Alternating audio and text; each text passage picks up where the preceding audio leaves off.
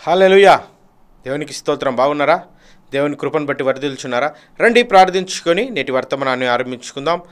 ప్రభువా స్తోత్రం నాయనా తండ్రి, నీ మాటలు వినుటకు ప్రభువా నాయనా, నీ జనులు నాయనా తండ్రి ఎదురు చూస్తుండగా తండ్రి నీవు మాట్లాడు ప్రభువా, నీవు మాత్రమే మాట్లాడు ప్రభువా, నీవు మాట్లాడి నీవు మహిమ పొందుమని యేసుక్రీస్తు పరిశుద్ధనామమున ప్రార్థిస్తున్నాం తండ్రి, ఆమేన్. రండి ఆదికాండము 12వ అధ్యాయము 2-3 వచనాలు చదువుకుందాం. ఆదికాండము 12:2-3 from the book of Genesis chapter 12 verse 2 and 3. నిన్ను గొప్ప జనముగా చేసి నిన్ను ఆశీర్వదించి నీ నామమును గొప్ప చేయుదును.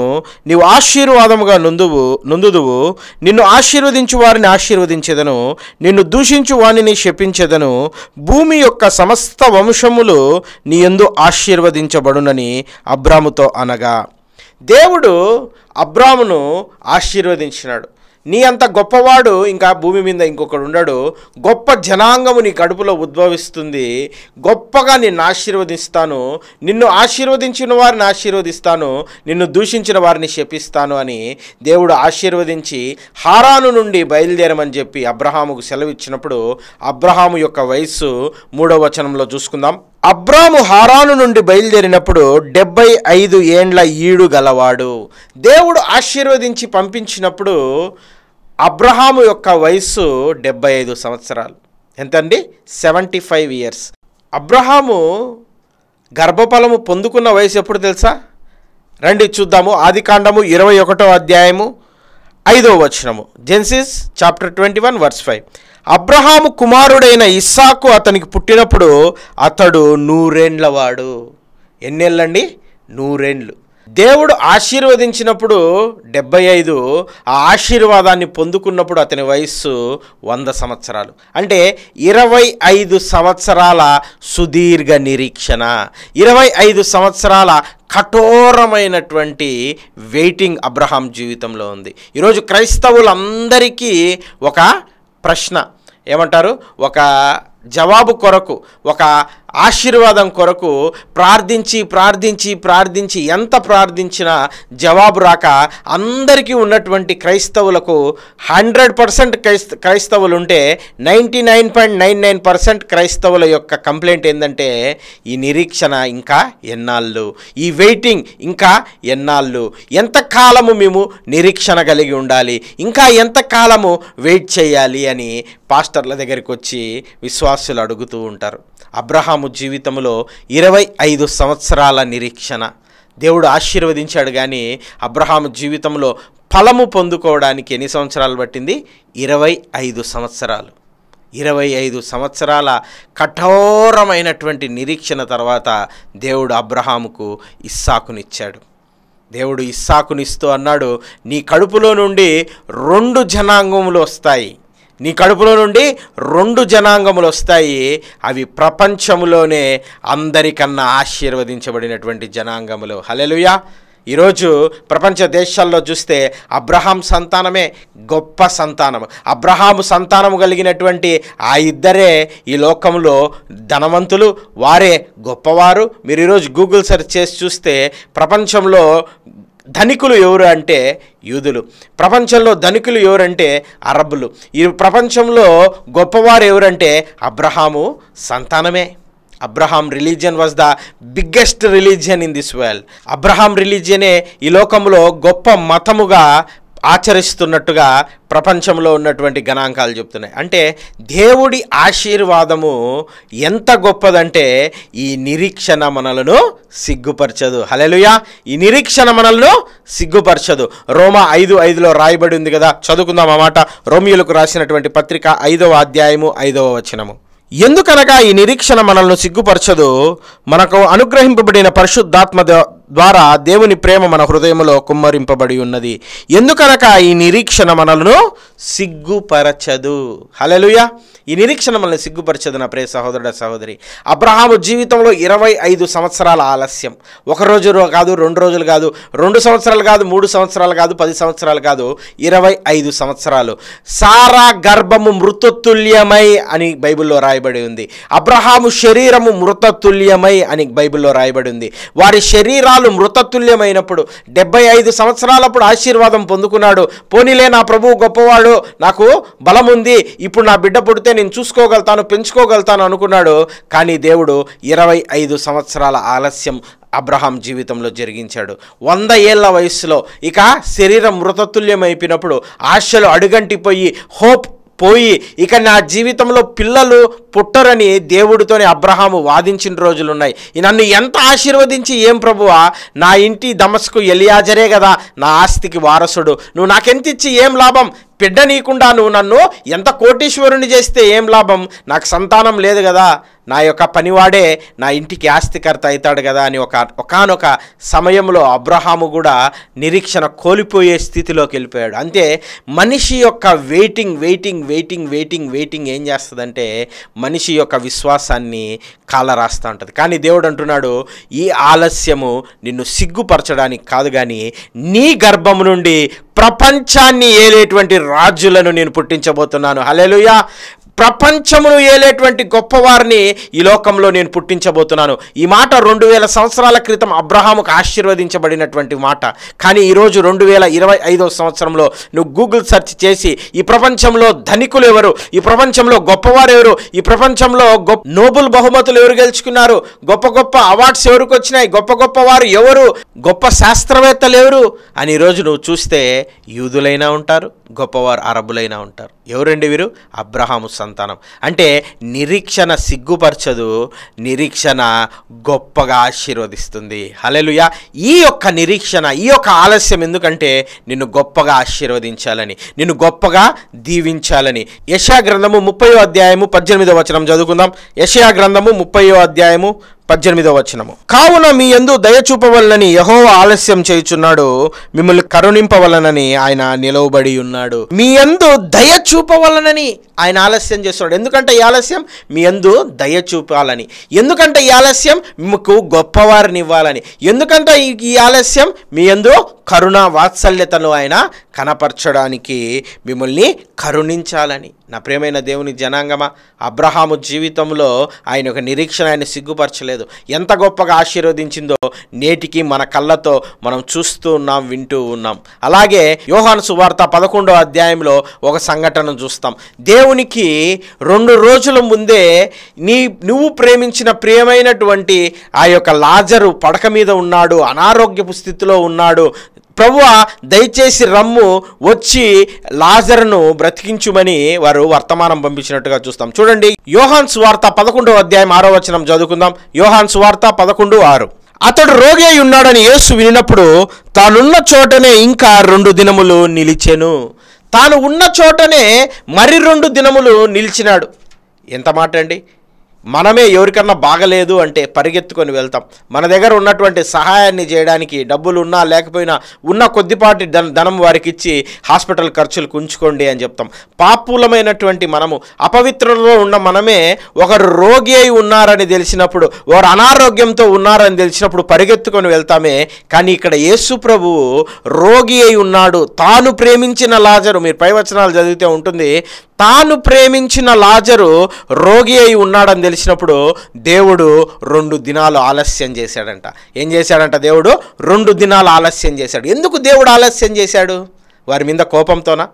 వారి మీద కరుణ లేకనా? యెషయా గ్రంథం 30వ అధ్యాయం 18వ వచనంలో ఉంది కదా, ఈ ఆలస్యము నిన్ను కరుణించడానికే. మరి ఈ ఆలస్యము లాజరు జీవితంలో ఎందుకు జరిగిందంటే లాజరును కరుణించడానికి. ఆయన వెళ్ళి ఆయనను బ్రతికించడం పెద్ద సమస్య కాదు దేవుడికి, కానీ దేవుడు ఒక మహా అద్భుత కార్యం చేయాలనుకున్నాడు.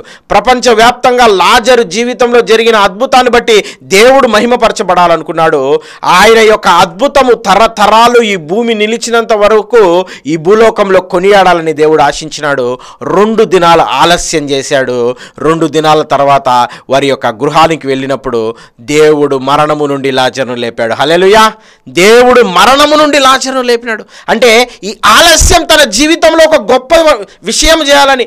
ఒకవేళ బైబిల్లో లాజర్ని దేవుడు మరణ స్థితిలో నుంచి బ్రతికించాడు, అనారోగ్యము నుండి బ్రతికించాడు అంటే మనం పెద్దగా చదవకపోదుము ఆ యొక్క 11వ అధ్యాయం. ఆ 11వ అధ్యాయం మీద అనేక వేల కోట్ల సెర్మన్స్ మెసేజెస్ దేవుని సేవకులు చెప్తా ఉంటారు. ఒకవేళ ఆయన మరణము నుండి లేపి 4 దినములైన తర్వాత లాజరును ప్రేత వస్త్రాలతో బయటికి రప్పించకపోయి ఉంటే ఈ యొక్క అధ్యాయములోని లాజరు కనుమరుగైపోయేవాడేమో. కానీ దేవుడు అనుకున్నాడు, భూమి నిలిచినంత వరకు నేను చేసినటువంటి అద్భుతము ఈ లోకంలో, ఈ ప్రపంచంలో ప్రతి ఒక్కరూ చదవాలి, లాజరు నేను ఇద్దరము మహిమ పొందాలనుకున్నాడు. హల్లెలూయా.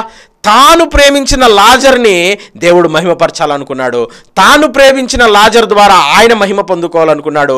ఈ రోజుటికి ఇన్ని వేల సంవత్సరాలైనా దేవుడు అద్భుతం చేయగలడు అన్నప్పుడు కుళ్ళిన శరీరమును జీవంలోకి తప్పించిన దేవుడు అంటారు. హల్లెలూయా.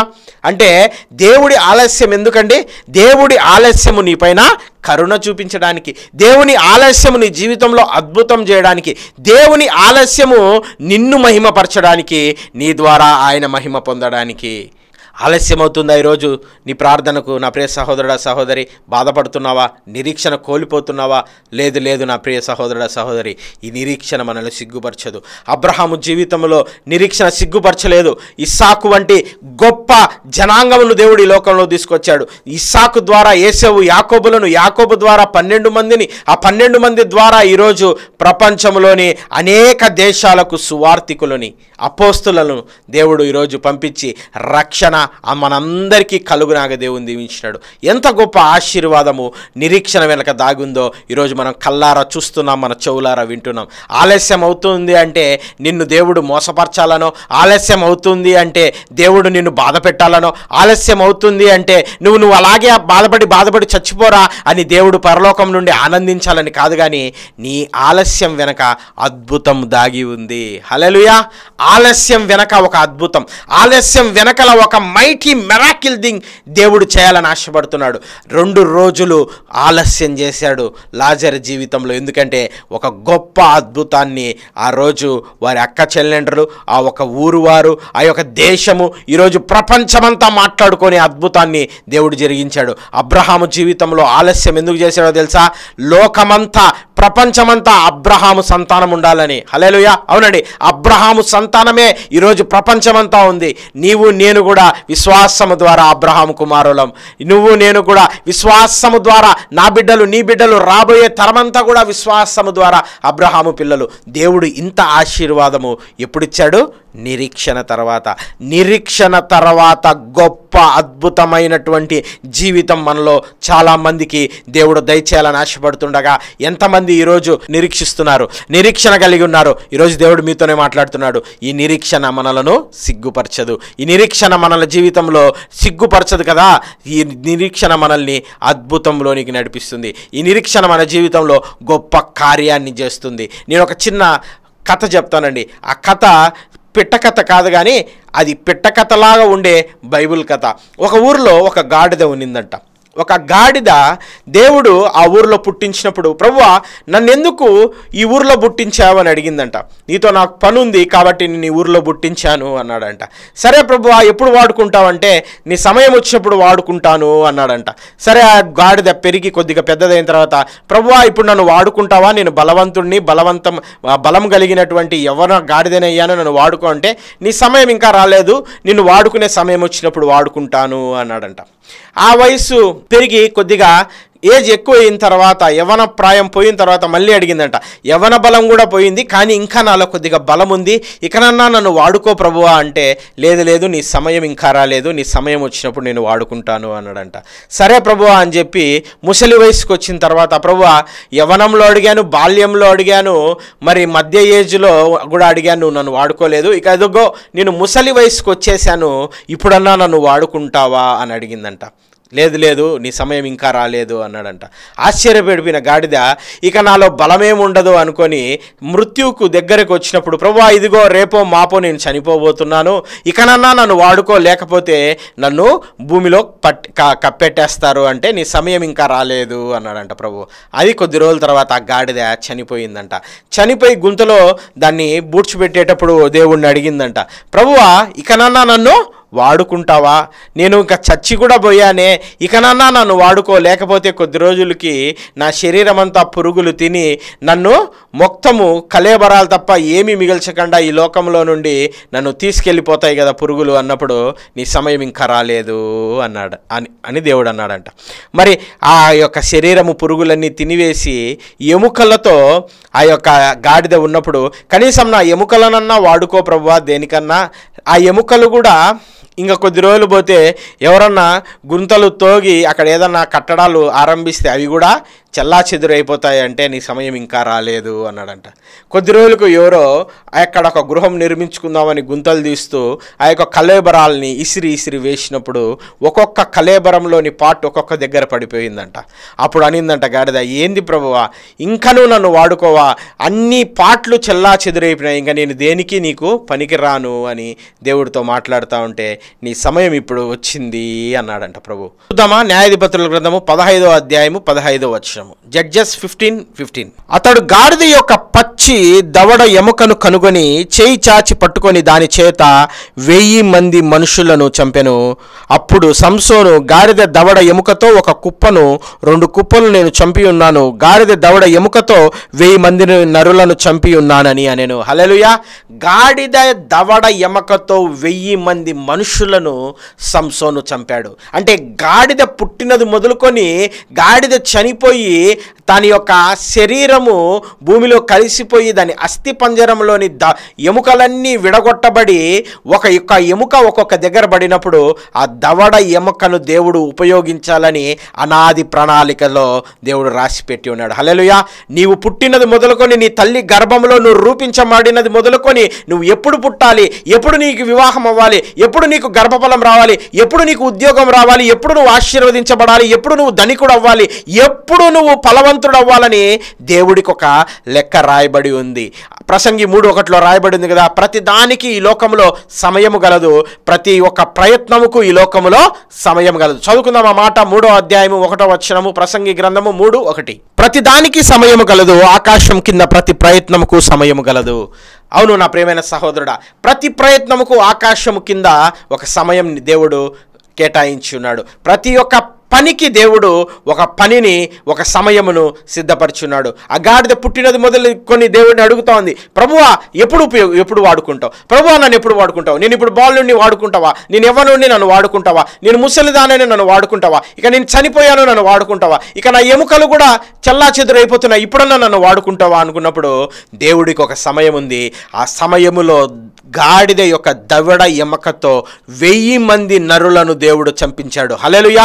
1000 మంది శత్రువులను దేవుడు నాశనము చేసినట్టుగా పరిశుద్ధ గ్రంథంలో చూస్తున్నాం. అంటే గాడిద జీవితంలో మహా అయితే ఒక మనిషిని తన్నగలదేమో, లేక 2 మనుషులు తన్నగలదేమో, కానీ దేవుడు దానితో 1000 మందిని చంపించాడు.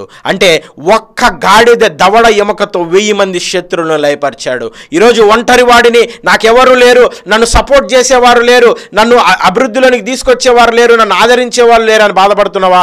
ఈరోజు ఒక్క గాడిద దవడ ఎముకతో 1000 మంది శత్రువులను చంపించిన దేవుడు ఒంటరి వాడే 1000 మంది అన్నాడు. హల్లెలూయా. ఒంటరి వాడే 1000 మంది అన్నాడు దేవుడు. ఈరోజు 1000 మంది శత్రువులను, నీ యొక్క అపవాది తంత్రములను, నిన్ను పీడిస్తున్నటువంటి ప్రతి దురాత్మ సమూహాలను నీ ద్వారా లయపరచాలని, నీ ఒక్కడి ద్వారా అనేక మంది సంఖ్యలు తెంచాలని, నీ ఒక్కడి ద్వారా అనేక మంది బంధకాలను తుంచాలని దేవుడు నిన్ను ఆశీర్వదించడానికి ఈరోజు ఒక సమయాన్ని కేటాయించినప్పుడు నువ్వేం చేయాలా? నిరీక్షించాలా, నిరీక్షణతో ఎదురు చూడాలా. ఈ నిరీక్షణ సిగ్గుపరచదు, కానీ ఈ నిరీక్షణ వెనుక ఒక అద్భుతం దాగి ఉంది. ఆ గాడిద యొక్క నిరీక్షణ వెనక ఒక అద్భుతాన్ని దేవుడు సంసోను చేతికిచ్చాడు.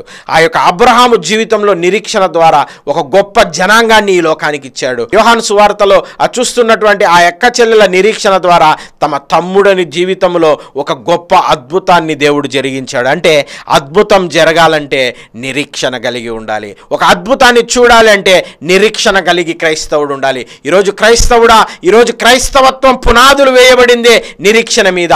దేవుడు పుట్టాడని, దేవుడు శిలువలో మరణించాడని, అదిగో తిరిగి రానై ఉన్నాడనే నిరీక్షణే ఈరోజు క్రైస్తవత్వానికి పీటలు వేసింది. మేము ప్రకటిస్తున్న క్రీస్తు పునరుద్ధానుడైన క్రీస్తు, మేము ప్రకటిస్తున్న క్రీస్తు తిరిగి రానై ఉన్న క్రీస్తుని ఈరోజు మేము బోధిస్తున్నాం. నిరీక్షణ లేని ఇతరుల వలే గాక నిరీక్షణ కలిగి ఉండండి అని బైబిల్ చెప్తా ఉంది. ఈరోజు నిరీక్షించి ఈరోజు విశ్వాసాన్ని కోల్పోతున్నావా? ఈ వర్తమానం నీతోనే నా ప్రియ సహోదరుడా. నిరీక్షణ అద్భుతం నీ జీవితంలో జరిగిస్తుంది. నిరీక్షణ నీ జీవితంలో నువ్వు ఊహిస్తున్నావా?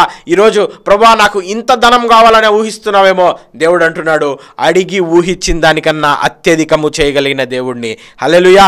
2 చేపలు 5 రొట్టెలు 5,000 మందికి పంచిపెట్టిన దేవుడు ఈరోజు నీ జీవితంలో విశ్వాసము ఆవగింజందుంటే, దేవుడు కొండంత విశ్వాసం అడగడం లేదండి, ఆవగింజంత విశ్వాసం నువ్వు ఉంచగలిగితే కొండలను పెకలించచ్చు అంటున్నాడు. You have a little faith. దేవుడు లిటిల్ ఫెయిత్ అడుగుతున్నాడు. కొంచెం విశ్వాసం చూపించు, తర్వాత కార్యక్రమాన్ని నేను చూసుకుంటాను, నీ కథ మొత్తాన్ని నేను మార్చగలుగుతాను. అవును నా ప్రియ సహోదరుడా, నిరీక్షణ. దేవుడు అద్భుతాలు జరిగించాడు బైబిల్లో. ఎవరినైనా తీసుకోండి, మీరు బైబిల్ గ్రంథంలో ఎవరు తీసుకున్నా వారి నిరీక్షణ వారిని గొప్పవారు చేసింది. యోసేపు జీవితంలో నిరీక్షణ రాజు తర్వాత రాజు అంతటి వాడిని చేసింది. దావీదు జీవితంలో నిరీక్షణ గొర్రెల కాపరు నుండి సింహాసనసీనుని చేసింది. సింహాసనం ఎక్కడం, from shepherd boy to throne అనేది మామూలు విషయం కాదు. గొర్రెల కాపరు నుండి సింహాసనంని ఎక్కించడానికి దావీదు దేవుని యందు నిరీక్షించాడు. అబ్రహాము సంతానం కొరకు దేవుని యందు నిరీక్షించాడు. యోసేపు గుంటలో పడిపోయాడు, తర్వాత చెరసాలలో పడిపోయాడు. నా జీవితం ఇక అయిపోయింది అనుకోలేదు, కానీ నా దేవుడికి విరోధంగా నేను పాపం చేయనని దేవుడి మీద నిరీక్షించాడు. ఫరో అంటున్నాడు, నాకు నీకు సింహాసనమే తేడా, నా ప్రజలందరూ నీకు మ్రొక్కెదరు, నా తర్వాత రాజు అంత వాడివి నీవే. వీరందరూ గొప్పవారు అవ్వడానికి చేసినది ఒకే ఒక్క పని, నిరీక్షణ నిన్ను సిగ్గుపరచదు. నిరీక్షణ నీ జీవితంలో గొప్ప అద్భుతాన్ని చేస్తుంది నా ప్రియ సహోదరుడా. హన్నా నిరీక్షణ సమూయేలునిచ్చింది. రాహేలు యొక్క నిరీక్షణ యోసేపునిచ్చింది. రెబకా యొక్క నిరీక్షణ ఇస్సాకునిచ్చింది. ఈరోజు బైబిల్లో ఎవరిని తీసుకున్నా ప్రభువా అయ్యా యేసయ్యా అని ఆకాశం వైపు చూస్తానే పైనుంచి కిందికి పడిపోలేదండి వారి ఆశీర్వాదాలు. కన్నీరు గార్చారు, నిరీక్షించారు, దేవుని యందు బలవంతులయ్యారు, విశ్వాసము ద్వారా బలవంతులయ్యారు, నిరీక్షణ ద్వారా బలవంతులయ్యారు, దేవుని యందు కనిపెట్టి దేవుని యొక్క మహా అద్భుత కార్యాలు వాళ్ళ జీవితాల్లో చూడగలిగారు. మీరు ఎవరినన్నా సేవకుల్ని తీసుకోండి, వారి జీవితంలో ప్రారంభించిన వెంటనే వారి మినిస్ట్రీలు గొప్పవైపు, ప్రారంభించిన వెంటనే 1,000 కోట్లు సంపాదించేసి వారు ప్రజలకు సేవ చేయరు. వారి యొక్క మినిస్ట్రీ 1,000 కోట్ల మందికి సేవ చేస్తా ఉన్నారు. గొప్పవారు బిల్లీ గ్రహం గారు ఇటువంటి గొప్ప మినిస్ట్రీస్ 1,000 కోట్లు టర్న్ ఓవర్ చేసి ప్రపంచంలో సువార్త ప్రకటిస్తుందంటే వారు మొదలుపెట్టినప్పుడు 2 3 మొదలుపెట్టి ఉంటారు. ఈరోజు వారి యొక్క మినిస్ట్రీ ఎందుకు అంత గొప్పగా ఆశీర్వదించి అంత 1,000 మందికి, అన్ని కోట్ల మందికి, అన్ని 1,000 కోట్ల అద్భుతాలు చూడగలుగుతా ఉందంటే they weighted upon the lord. వారు దేవుని యందు నిరీక్షణ ఉంచినారు, దేవుని యందు విశ్వాసం ఉంచినారు. ఈరోజు నా ప్రియ సహోదరుడా సహోదరి, విశ్వసించి నిరీక్షించి నిరీక్షణకు ఆధారము ప్రభు అని తెలిసి కూడా ఈరోజు నిరీక్షణలో వెనకడుగు వేయాలనుకుంటున్నావా? ఈ వర్తమానం నీతోనే మాట్లాడుతుంది నా ప్రియ సహోదరుడా సహోదరి. నిరీక్షణ మనల్ని సిగ్గుపరచదు, ఈ నిరీక్షణ మనల్ని భ్రమపరచదు, ఈ నిరీక్షణ మనల్ని అభద్రతా భావంలోనికి తీసుకెళ్ళదు. కానీ ఈ నిరీక్షణ ఒక అద్భుతాన్ని, ఈ నిరీక్షణ నీ గర్భఫలాన్ని, ఈ నిరీక్షణ నీకు ఉద్యోగాన్ని, ఈ నిరీక్షణ నీ వివాహాన్ని, ఈ నిరీక్షణ నీ అప్పులను, ఈ నిరీక్షణ నీ యొక్క పంట పొలాలను ఆశీర్వదించబోతా ఉంది. హల్లెలూయా. ఈ విశ్వాసము, ఈ నిరీక్షణ నిన్ను బలవంతుడిగా చేయబోతుంది. చూడండి, రోమీలకు రాసినటువంటి పత్రిక 17వ అధ్యాయం నుంచి చదువుకుందాం. రోమా 4:17. తాను విశ్వసించిన దేవుని ఎదుట, అనగా మృతులను సజీవులుగా చేయువాడును లేని వాటిని ఉన్నట్టుగా పిలుచువాడైన దేవుని ఎదుట అతడు మనందరికీ తండ్రి అయి ఉన్నాడని ఇందు గూర్చి నిన్ను అనేక జనములకు తండ్రిగా నియమించితని నేను రాయబడి ఉన్నది. నీ సంతానం ఇలాగు ఉండునని చెప్పిన దానిని బట్టి అనేక జనములకు తండ్రి అగునట్లు నిరీక్షణకు ఆధారం లేనప్పుడు అతను నిరీక్షణ కలిగి నమ్మెను. హల్లెలూయా. నిరీక్షణకు ఆధారం లేనప్పుడు అంటే నీ శరీరం మృతతుల్యం అయిపోతుంది, ఇక నీ జీవితంలో పిల్లలు పుట్టరు అని ఎవరో చెప్పలేదు, అబ్రహామే చెప్తున్నాడు. నా శరీరం మృతతుల్యం అయిపోయింది, సారా గర్భము మృతతుల్యం అయిపోయింది అని. చూడండి ఆ మాటను 4:19లో, మరియు అతడు విశ్వాసమంది బలహీనుడు కాక రమారమి 100 ఏండ్ల గల వయసు గలవాడై అప్పటికి తన శరీరము మృతతుల్యమైనట్లును సారా గర్భమును మృతతుల్యమైనట్లు ఆలోచించను. ఆయనకు తెలుసు, ఎవరో చెప్పలేదు, నాయకే తెలుసు ఆయన శరీరము, తన భార్య శరీరము మృతతుల్యమైందని. కానీ నిరీక్షణకు ఆధారము లేనప్పుడు అబ్రహాము విశ్వసించినాడు. హల్లెలూయా. నిరీక్షణకు ఆధారం లేనప్పుడు, ఈరోజు అన్నీ ఉన్నప్పుడు దేవుడిని ఎవరైనా ముక్కుతారండి, అన్నీ ఉన్నప్పుడు దేవుడి పాదాలు ఎవరైనా పట్టుకుంటారు. నీ జీవితంలో డాక్టర్లు పిల్లలు పుట్టరు అని చెప్పారా? ఇప్పుడు నువ్వు నిరీక్షణ కలిగి ఉండు. ఇక నీకు వివాహం అవ్వదు అని నీ అంతకు నువ్వే ఒక డెసిషన్లోకి వచ్చావా? ఇప్పుడు నిరీక్షణ కలిగి ఉండు. ఇక నా జీవితంలో ఉద్యోగం రాదని ఒక డెసిషన్కి నీ అంతకు నువ్వే వచ్చావా? ఈరోజు దేవుడు నీతోనే మాట్లాడుతున్నాడు. మీ నిరీక్షణ ఇక మిమ్మల్ని ఎప్పుడునూ పైకి తీసుకురాదని మీరు ఆలోచించినప్పుడు మీరు విశ్వాసం కలిగి ఉంటే అబ్రహాము వలె దేవుడు అంటున్నాడు, అతడు విశ్వాసమునందు బలహీనుడు కాక, చదవండి ఆ మాట, అతడు విశ్వాసమునందు బలహీనుడు కాక రమారమి 100 ఏండ్ల వయసు గలవాడై ఉండి, అతని జీవితంలో 100 ఏండ్ల వయసులో కూడా పిల్లలు పుడతారు అని విశ్వాసం ఉంది. ఈరోజు నీ వయసు ఎంత నా ప్రియ సహోదరుడా? ఇంకాను నీకు ఎంతో భవిష్యత్తు ఉండగానే ఇంకా నా జీవితం అయిపోయిందని బాధపడుతున్నావా? ఇంకా నిరీక్షణకు ఆధారం ఉన్నప్పుడే నిరీక్షణ లేదు అని బాధపడుతున్నావా? దేవుడు నీతోనే మాట్లాడుతున్నాడు. నిరీక్షణకు ఆధారము లేనప్పుడు అబ్రహాము దేవుణ్ణి నమ్మాను, ఆ యొక్క విశ్వాసం అతనికి నీతిగా ఎంచబడెను. అందుకే అనేక జనములకు ఆయన తండ్రిగా మారాడు. ఈరోజు నేను అబ్రహాం సంతానమే, నా బిడ్డలు అబ్రహాం సంతానమే, నువ్వు అబ్రహాం సంతానమే, నీ బిడ్డలు అబ్రహాం సంతానమే. పిల్లలే లేని అబ్రహాముకు ఇన్ని కోట్ల లక్షల మిలియన్ ట్రిలియన్ పిల్లలు ఇచ్చినాడు దేవుడు. హల్లెలూయా. ఎప్పుడు? నిరీక్షణ కలిగి ఉన్నప్పుడు. ఈరోజు నీకు నిరీక్షణ లేదా? నిరీక్షణ కోల్పోతున్నావా? ఈ వాక్యం నీతోనే మాట్లాడుతుంది. నిరీక్షణ కలిగి ఈరోజు నువ్వు ప్రార్థించగలిగితే, నిరీక్షణ కలిగి దేవుడి మీద విశ్వాసం ఉంచగలిగితే, ఆ గాడిద నిరీక్షణ దవడ ఎముకతో 1000 మందిని చంపగలిగింది. ఆ అక్క చెల్లెళ్ళ నిరీక్షణ తమ్ముడు లాజరు జీవితంలో ఒక అద్భుతం చేయగలిగింది. హన్నా నిరీక్షణ తన జీవితంలో గొప్ప అద్భుతం చేయగలిగింది. ఈరోజు నిరీక్షించగలిగితే నీ జీవితంలో ఒక గొప్ప అద్భుతం దేవుడు చేయాలని ఆశపడుతుండగా తలలు వంచండి, ప్రార్థించుకుందాం. ప్రభువా, పాపులము నీచులమైనటువంటి మేము ప్రభువా, విశ్వాసము యందునైనా తండ్రి బలహీనములమవుతూ, నిరీక్షణ యందు సిగ్గుపడుతూ ప్రభువా, నిరీక్షించక మా జీవితంలో గొప్ప గొప్ప ఆశీర్వాదాలు మేము కోల్పోతుండగా ఈ వాక్యం ద్వారా మాతో మాట్లాడి మమ్మల్ని బలపరిచిన దేవా, మమ్మల్ని స్థిరపరిచిన దేవా, నీకు వందనాలు, స్తుతులు, స్తోత్రాలు చెల్లించుకుంటూ నైనా తండ్రి అపవాది కట్లను నైనా తెంచివేసి ప్రభువా, ఈ వాక్యం మా హృదయంలో ఫలించి తన కాలమందు ఫలించి చెట్టు వలె చేయమని విశ్వాసముతో రమారమీనైనా తండ్రి 100 ఏండ్ల వయసు కలిగిన అబ్రహామునైనా పిల్లలు పొందినప్పుడు ప్రభువా, మా నిరీక్షణ, మా విశ్వాసము, మా జీవితంలో పిల్లలను, ఉద్యోగాలను నైనా తండ్రి, వివాహాలను, మా అప్పుల బాధ నుండి విడుదలను, పంట పొలాలనైనా తండ్రి, అభివృద్ధిని, పిండి పిసుకు తొట్టియు, మా గంపయునైనా తండ్రి, మా నూనె బుడ్డియునైనా తండ్రి, పొంగి పొరలుటకు కృపదయచేయమని, అడిగి ఊహించిన దానికన్నా అత్యధికముగా ఆశీర్వదించమని సర్వోన్నతుడు, సర్వశక్తిమంతుడు, పరిశుద్ధుడు యేసుక్రీస్తు ప్రభు వారి నామములో ప్రార్థించి అడిగి వేడుకుంటున్నాము తండ్రి. Amen. Praise the Lord. Thank you one and all. Praise the Lord. మీ ప్రార్థన అవసరతల కొరకు కింద కనపడుతున్నటువంటి ఈ నెంబర్కి కాల్ చేయండి లేదా వాట్సాప్ చేయండి. మీ యొక్క ప్రతి అవసరతల కొరకు మేము 24/7 మేము మా యొక్క సంఘము, మా చర్చ్ని మీ కొరకు ప్రార్థిస్తుండగా ఈ కింద కనపడుతున్నటువంటి నెంబర్లకు వాట్సాప్ చేయండి. మీ ప్రతి అవసరత కొరకు మేము ప్రార్థిస్తున్నాం. దేవుడు మీ జీవితంలో గొప్ప కార్యాలు చేయబోతున్నాడు. హల్లెలూయా.